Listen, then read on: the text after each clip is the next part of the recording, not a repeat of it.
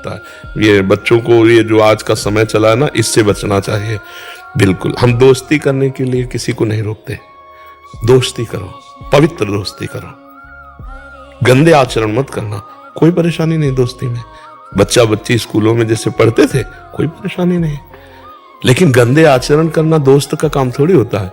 दोस्त का काम होता है गंदे आचरणों से बचाना। हम आपको दोस्त बनाए, लेकिन हम गंदे आचरण ना स्वयं करेंगे ना आपको करने देंगे। कुपंथ निवार्य सुपंथ चलावा, जब कुपथ से हटाकर सुपंथ में चलावे वही मित्र, और जो कुपंथ में चला दे वो तो शत्रु होता है। तो आजकल बच्चे बच्चियां सब समझ नहीं रहे और बहुत खिलवाड़ हो रहा है।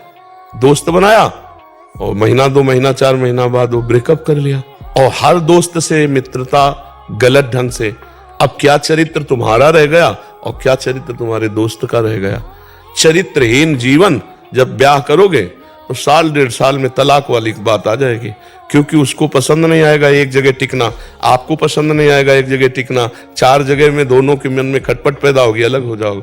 सच्ची गृहस्थी, पवित्र गृहस्थी दोस्त बनावे तो जीवन निर्वाह के लिए। तो जो पवित्र दोस्त होगा वो तो जीवन निर्वाह कर सकता है, और जो व्यभिचारी दोस्त है वो जीवन निर्वाह नहीं कर सकता। तो हमें लगता है नए बच्चों को बहुत इस विषय पर सावधान रहना चाहिए। तब तक संयम से रहो, ब्रह्मचर्य से रहो, दोस्ती करो। हमें दोस्ती में कोई भी दोष ना हो, दोस्त को उन्नतिशील बनाओ। दोस्त को जब तक तुम किसी डिपार्टमेंट में नहीं अपने जीवन को समर्पित करते, तब तक हम आप मित्र रहेंगे। लेकिन फिर बाद में माता पिता की सहमति से पाणी ग्रहण करो, आजीवन ऐसे चला जा। तो अब ये जो गंदे आचरण चल, छोटे छोटे बच्चे 12, 14, 15 के बच्चे हैं, और वो मोबाइल की कृपा से गंदे आचरण सीख गए, गंदी बातों में। तो धन्य है जो नवयुवक होकर के, नव किशोर होकर सत्संग सुनते हो, अपनी बुद्धि को भगवत मार्ग में लगाने की चेष्टा करते हो। विशेष कृपा आपके ऊपर भगवान की है। आप लोग अच्छे से चलो, किसी के आशीर्वाद की जरूरत नहीं। अपना आचरण ही अपना आशीर्वाद या श्राप बनता है, ध्यान रखना। अपना आचरण गलत हो गया तो किसी के साप देने की जरूरत नहीं, अपने आप नष्ट हो जाओगे। और अपना आचरण अच्छा है तो किसी के आशीर्वाद से मांगने की जरूरत नहीं, अपने आप उन्नतिशील हो जाओगे। महाराज जी, मैं शॉर्ट पुट थ्रो करती हूँ, गोला फेंक। गोला क्या मतलब? लोहे का गोला फेंकते हैं। तो मैं भारत के लिए आगे और मेडल ला सकूँ। बिल्कुल बिल्कुल, अभ्यास परायण रहिए। अभ्यास बहुत बड़ी वस्तु होती है, तो उत्साह रखिए और अभ्यास परायण रहिए। और सफलता असफलता में हर्ष शोक से ऊपर उठिए। असफलता में निराश मत होइए, हमारा अभ्यास चूक गया, और सफलता में अभिमान मत कीजिए, तो आगे बढ़ते चले जाएंगे। भगवान ने कहा सुख दुखे समय कृत्वा लाभा लाभो जया जयो। भगवान के स्मरण में रहिए और अभ्यास कीजिए। विजय तो भगवान का नाम है। जब आप अभ्यास करोगे और भगवत स्मृति, तो विजय निश्चित प्राप्त होगी। पहले हम उदास होते थे, पर नहीं, अब उदास होने की जरूरत बोलते हो ना भगवत अंश है, उस नाम से सब बदल। और ये मेरे पति हैं, ये भी खेलते हैं। जी जी, और बहुत प्यार से रहो। आज के समय का रंग न चढ़े। एक बार जिसको जीवन में हाथ पकड़ा उसकी सब बात सहे, और प्यार के द्वारा पूरा आजीवन निर्वाह करे। हमारे भारत की संस्कृति है, ये संस्कृति नहीं तलाक दे देना या अलग हो जाना या ऐसे, ये संस्कृति नहीं। एक दूसरे की बातों को सहे। अगर वो गुस्सा है तो आप शांत हो जाइए, आप गुस्सा है तो आप शांत हो जाइए। उनकी कोई कमी है तो मित्रवत सामने रखकर एक दूसरे की कमियों को दूर करें और आजीवन एक साथ रहें। यही हमारे भारत की धर्म पद्धति है। नहीं, ये पद्धति नहीं है। बहुत घटिया बातें आने लगी, 1 2 साल ब्याह हुए फिर तलाक दे। क्या जीवन, क्या जीवन, आप विचार करके देखिए जी, बहुत अच्छे से। पर जी, शादी आदि में दहेज आदि नहीं देने से कोई अपराध लगेगा क्या? ऐसा कोई शास्त्रीय नहीं है? अगर हम दहेज की मांग करते हैं तो ठीक नहीं है।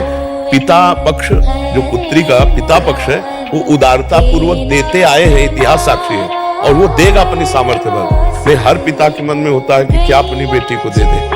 जब जनक जी के आंसू आ गए तो परम ज्ञानी विदेहराज जनक जी, तो और कुछ बात जाने दो। पर वैसे हम पिता राक्षसों को कहते हैं जो खुद पुत्र और बच्चों का शोषण करते हैं, पुत्री आदि का, वो बात अलग है। मतलब ऐसे जो हमारे सामने उदाहरण आए उनकी बात अलग है। नहीं तो ये हमारी सोच में ही नहीं था कि पिता के द्वारा भला बच्चों के साथ ऐसा कैसे हो सकता है। अपने बच्चों के साथ, अरे अपने लाडले बच्चे, पैर छुआ जाता है बेटी का, ऐसा पवित्र भाव रखा जाता है कि मेरी बेटी है, पूज्य भाव है। बकाया हमें लगता है दहेज मांगना नहीं चाहिए। योग्य वधू मिल गई, यही सौभाग्य है। और वधू पक्ष खुद देता है, अपनी जान भर सब देते हैं, सबकी इच्छा होती है कि मैं दूं, पर जब से मांग होती है वो मांग मुझे लगता है ठीक नहीं। आजकल बहुत बड़े स्तर पे कि मांगा जाता है और एक पहले से ये दहेज बहुत हानिकारक है, समाज में कुप्रथा समझो जो बहुत हानिकारक है। इसी के कारण बच्चियों का बहुत तरह से मतलब, हाँ, अब मान लो एक किसान आदमी है, अब उससे कहा जाए कि 10-20 लाख रुपया, 10-20 लाख ही बहुत है किसान के लिए, क्योंकि वो एक खेती करने वाला आदमी जितने रुपए आएंगे गेहूं बेच के आएंगे, उसी में खाद है, उसी में पानी, उसी में परिवार का भोजन, उसी में परिवार की पढ़ाई और वस्त्र। अब वो उससे आप 20 लाख 25 लाख मांगो तो वो या तो खेती धरेगा और या फिर सोचेगा निपटाने की, कहां से 25 लाख दे। तो ये कुप्रथा जो है ये बच्चियों के प्रति अनादर बहुत जोर का कर रही है। अच्छा, कुछ दुष्ट ऐसे हैं जो दुष्ट हैं, हमारी दृष्टि में वो दुष्ट हैं, जो बहुओं को टार्चर करते हैं। तुम्हारे पिता ने दहेज नहीं दिया, केवल स्त्री और पुल्लिंग भेद होने में तुम्हारा पुत्र है इतना कीमती है, केवल लिंग परिवर्तन ही तो है, वो भी किसी की संतान है, तुम भी किसी की संतान हो, और ये संतान परंपरा इन्हीं से चलेगी, तुमसे नहीं चलेगी, केवल तुम्हारे संग सहयोग से इनसे चलेगी। तो ये पूज्य है।